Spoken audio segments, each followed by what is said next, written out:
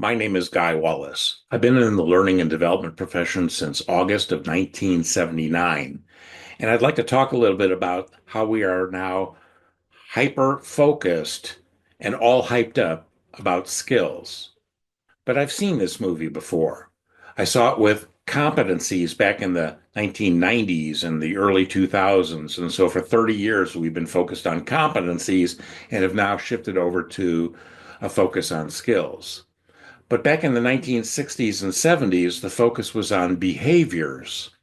Tom Gilbert, in his 1978 book, Human Competence, bemoaned the cult of behaviors, where we were focused on behaviors, a means to an ends, without understanding the ends. And we need to begin with the end in mind, the terminal performance that behaviors and skills and competencies lead to.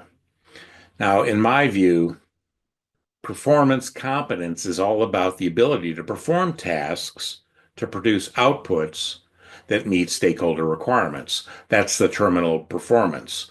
You have good outcomes when you meet those stakeholder requirements, and you have poor outcomes when you don't.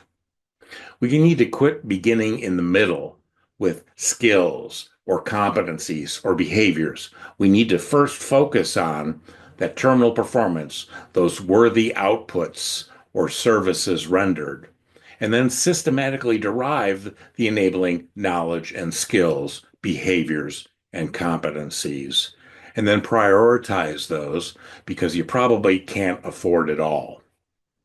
We need to structure our approaches to our solutions to address skills deficits, beginning with that end in mind, beginning with the terminal performance. And when we think about task performance that leads to those worthy outputs, we need to consider the cognitive tasks, the covert cognitive tasks that parallel the overt behavioral tasks that we can see, that we can measure, that we can count. If we don't understand the thinking that goes in parallel with the doing, we will leave our learners short in developing their own competence. And I think our focus should be on performance competence. Now, I'd like to tell you a little story here. Back in my very first consulting engagement, back in November of 1982, I was working for Exxon Exploration USA. These are the people that search for oil. The target audience was geologists and geophysicists. Now, the organization had become extremely concerned with the fact that in a few years, there was going to be mass retirements as the workforce, who had all been hired basically after World War II, were all going to come up to retirement time at the same time.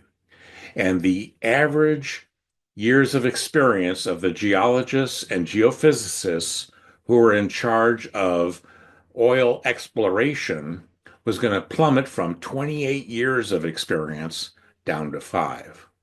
Well, this was rather concerning. The cost for drilling for oil back then was $1 million. It's $3.2 million in today's money. And only 1 out of 11 attempts to drill for oil was successful, and that oil was found. So, given the plummeting years of experience and the financials and the ratio of successful plays versus unsuccessful plays, as they were called, was of great concern. Now, they were using an informal means to development of their geologists and geophysicists that took them 10 years in order to develop someone to where they could be put in charge of an exploration. This was no longer going to be sufficient. They couldn't wait 10 years to develop people because in just a few years, they were going to be facing this enormous experience crunch. They hired my organization to come in and conduct an analysis after a team of executives in the oil exploration division had spent 9 months arguing about how to approach this. Well, we came in and did a performance analysis and then systematically derived the enabling knowledge and skills. My role in all of that was to construct a curriculum architecture of structured OJT, on the job training. This was 1982. Now, they had been calling what they were doing an apprenticeship program. And there was structured apprenticeship programs and unstructured apprenticeship programs, and theirs was quite unstructured. Um, you couldn't tell from one coach, one supervisor to the next what they were really doing in order to develop their people. So it was a very uneven process with uneven results. Um, this approach that we used was to create coaching guides that would help the supervisor or another expert to become a coach. They were given a script to follow, so to speak, of things to do, things to say, things to test people on. And so we lended a lot of structure to their unstructured program and help them address this. Now, our clients really loved it. The headquarters training staff back in Houston, to their chagrin, found out that the field wasn't going to wait for them to develop the 60 modules of this curriculum.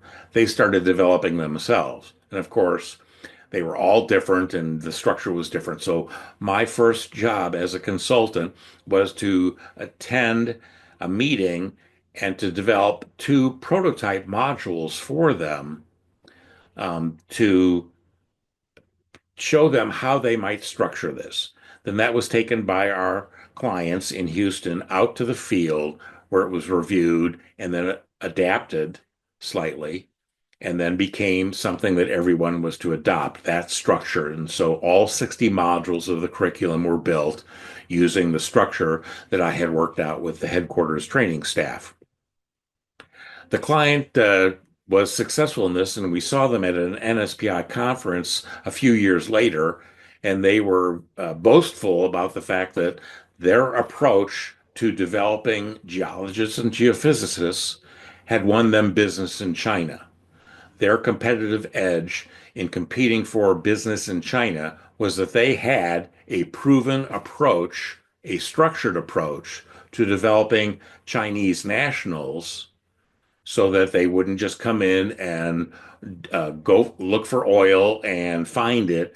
They would be able to develop their counterparts in the Chinese companies that they had partnered with. The point of all of this is that there's two key aspects, I think, when we're approaching developing people and dealing with retirements or growth needs. And that is, we need to have structured versus unstructured approaches. And those approaches that we use have to be uh, based in, oriented to the performance requirements with the end in mind. You need to begin with the end in mind and not begin in the middle with skills or the competencies or the behaviors of the past. So it's a huge mistake that's been made for decades now, but it's easily fixed. Start with a focus on terminal performance. And that means you cannot approach this as a one size fits all effort. And that's what most organizations try to do because they can't imagine the amount of work that it takes to actually do this and do it well for a measured results on their efforts.